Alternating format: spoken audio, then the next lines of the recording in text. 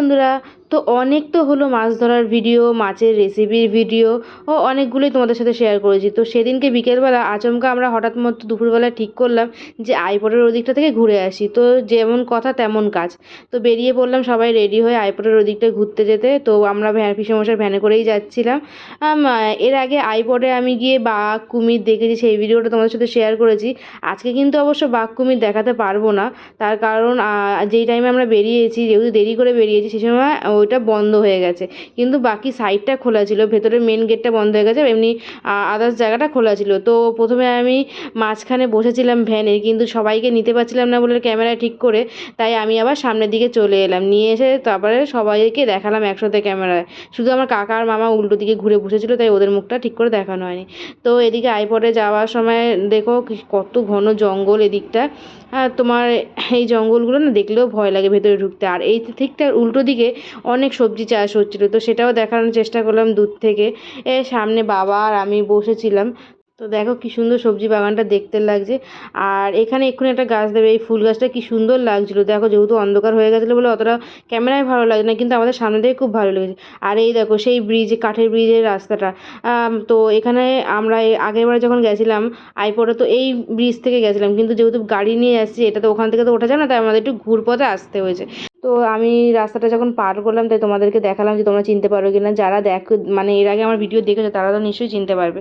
আর এই দেখো থানা, ওই ভিডিওটাতে আমি এই থানা মানা সব দেখিয়েছিলাম। তো আমাদের এখানকার থানা পার করলাম। আর এখানে দেখা একটা বোট দাঁড়িয়ে রয়েছে। তো এই বোটটাও দেখতে দেখো কি সুন্দর লাগে না, চারিদিকে জঙ্গল আর মাঝখানে একটা ছোট্ট নদীর মতন বেরিয়ে যায়, সেখানে একটা বোট দাঁড়িয়ে আছে। দেখতে কিন্তু অনেক সুন্দর লাগছে। আর যেহেতু হালকা হালকা সন্ধ্যা হয়ে গেছে, তো মানে আকাশটা খুব ভালো লাগছিলো। তো আমাদের ভ্যান নিয়ে ভেতরে ঢুকতে দেয়নি, তাই আমরা ভ্যানটা এখানে দাঁড় করিয়ে, এক জায়গায় দাঁড় করিয়ে আমরা সবাই মিলে এখান থেকে বাকিটা হেঁটে যাব। তো সব এক এক করে দেখো আমার ক্যামেরার সামনে এসে কী করছে। বিশেষ করে আমার মামি সব সময় এরকম আমার সাথে করতে থাকে। আমি যখনই ভিডিও করবো তখনই মামি মামার দুজনেই এরকম করতে থাকে। যাই হোক, কী করবো, আমরা এরকম করেই মজা করি। আর এদিকে আমার ভাই দেখো কী একটা বলছিল, যেটা আমি মিউট করে দিয়েছি, ওর কথাটা শোনা যায়নি।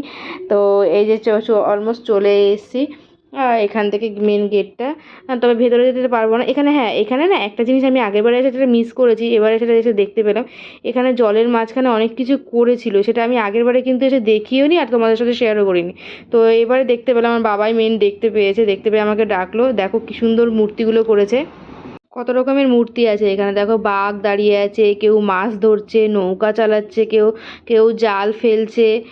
মানে অনেক কিছু দেখিয়েছে। অনেকটা দূর থেকে আমি তোমাদের দেখানোর চেষ্টা করলাম। আর বলছি তো, যেহেতু অন্ধকার অন্ধকার হালকা হালকা হয়ে এসে, তাই জন্য অতটা পরিষ্কার আসছে না।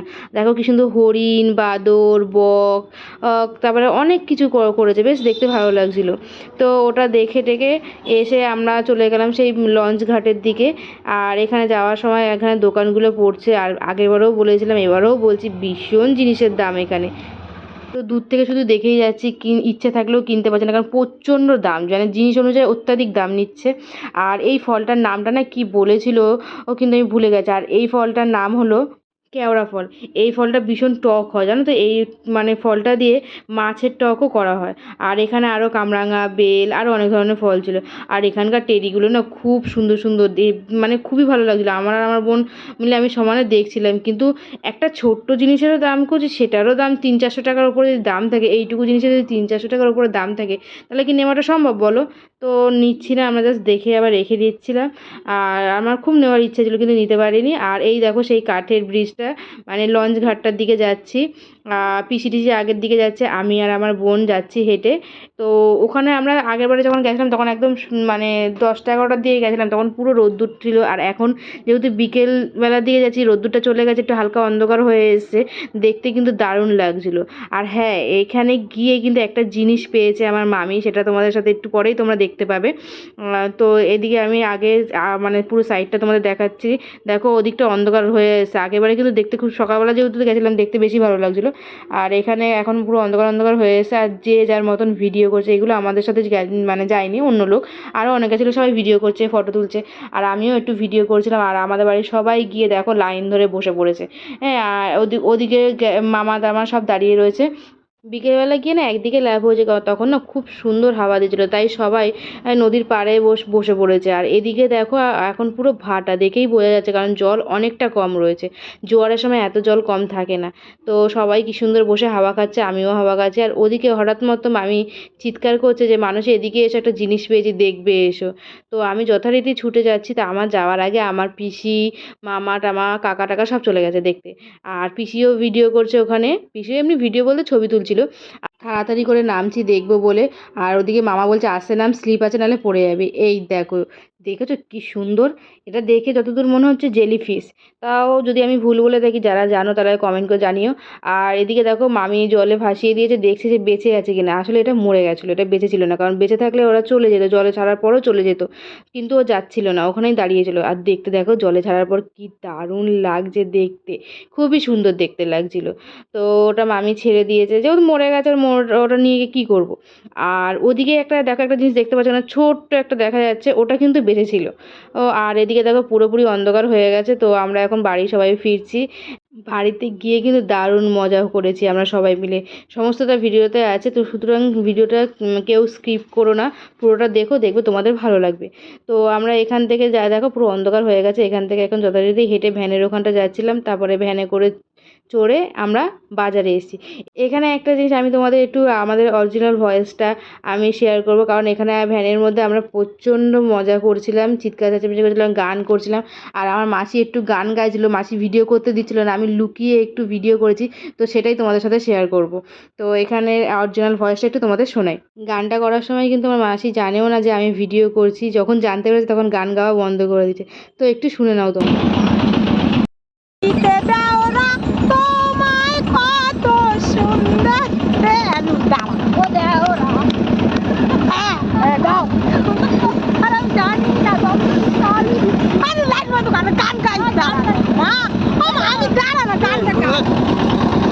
তো এখানে মাসি ভিডিও করতে দিচ্ছিল না, মাসি বলছে ভিডিও করলে আমি গান বন্ধ করে দেবো। তো আমি যথারীতি ভিডিও বন্ধ করে দিয়েছি। আমি বললাম না ঠিক আছে, ভিডিও বন্ধ করে দিচ্ছি, তুমি মন খুলে গান করো, মজা করো সবার সাথে। তো আমি ভিডিও করিনি, আর বাকিটা মাসির জন্যে। আর এদিকে আমরা সব মজা করতে করতে চলে এলাম বাজারে, ঝড়খালি বাজারে। এখানে আমরা এখন বাজারঘাট করছি। আর এদিকে একটু বাজারটা তোমাদের দেখানোর চেষ্টা করছি, অল্প স্বল্প, বেশি দেখাইনি, অল্প একটু দেখিয়েছি। তো এখানে যেহেতু বাজার করছি কেন, কারণ আজকে রাতে হতে চলেছে আমাদের বাড়িতে তোমার ফ্রাইড রাইস আর চিকেন কষা। তো তার জন্যই কেনাকাটা করছে। আর এদিকে আমাদের বাজারের মন্দির, বড় ঠাকুরের মন্দির, তো সেই মন্দিরটাও তোমাদের একটু দেখালাম। আর এখানে খিদে পেয়ে গেছিলো আমাদের হালকা, তাই মাসি আমাদের ভাই বোনদের জন্য রোল কিনে দিয়েছিলো, তো সেটাই আমরা খাচ্ছিলাম। রোলটা মানে দেখো, আমরা রোল মানে কি বুঝিয়ে তোমার, যে পরোটার মধ্যে ডিম দিয়ে সেটাকে ভেজে তার মধ্যে শসা, পেঁয়াজ আর সস টস দিয়ে আমরা রোলটাকে খাই। আরও কুচকাচ কিছু মশলা দেয়, সেটা বাদ গেছে। যাই হোক, আমরা এরকম ধরনের খাই। কিন্তু দেশের দিকে রোলটা কীরকম ছিল, যে ওর মধ্যে আমরা যে ডিমটা মানে পরোটার মধ্যে ডিমটা দিয়ে ভাজার পর যে স্যালাডটা দিই না, ওরা স্যালাডটা দেয় প্লাস আলুর তরকারি দেয়। তো কেমন একটা অদ্ভুত ধরনের খেতে ছিল, আমার ভালো লাগছিল না। আর এদিকে দেখো আমরা ভ্যানের মধ্যে যদি চিৎকার করে করে গান করছিলাম, তো গলা সবার ব্যথা হয়ে গেছে, তাই আমরা এবার একটা ছোট্ট করে বক্স কিনে নিয়েছিল, যেটা আমার মামা কিনেছিল, মামা ভাইয়ের মিলে কিনেছিল। তো আমার ভাই ভীষণ খুশি বক্সটা পেয়ে। তো এখন এই বক্সে গান মানে বাজিয়ে আমরা বাড়ি ফিরলাম। তারপরে তো গিয়ে আসল মজা, একে রাতের খাওয়া দাওয়াটা পুরো জমে গেছিলো। আর এদিকে দেখো আমি বাজার থেকে ফিরে পিসেমশাই কলা কিনেছিল, তো কলাটা খেলাম। আমি সাধারণত কলা অতটা খেতে ভালোবাসি না, কিন্তু এই কলাটা না ভীষণ মিষ্টি ছিল।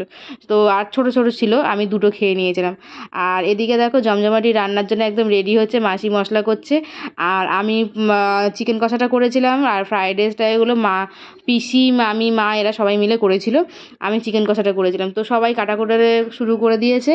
আর আমাদের এখানে একটু পরে দেখতে পাবে, আমরা ওই যে বক্সটা কিনে নিয়েছি, বক্স বাজানোর পর নাচ, সববার নাচ দেখতে পাবে। মানে ভীষণ মজা করেছি এদিনকে, যেহেতু কারণ আমরা সেদিনকে মজা করেছি বেশি, কারণ এসব প্রত্যেক কটা দিনই মজা করেছি, কিন্তু সেদিনকে একটু বেশি মজা হয়েছে, কারণ আমরা তারপরের দিনই যেন চলে এসেছিলাম। তো যার জন্যে আমরা সেদিনকে খুব বেশি করে মজা করেছি, সবাই মিলে নাচ গান করেছি।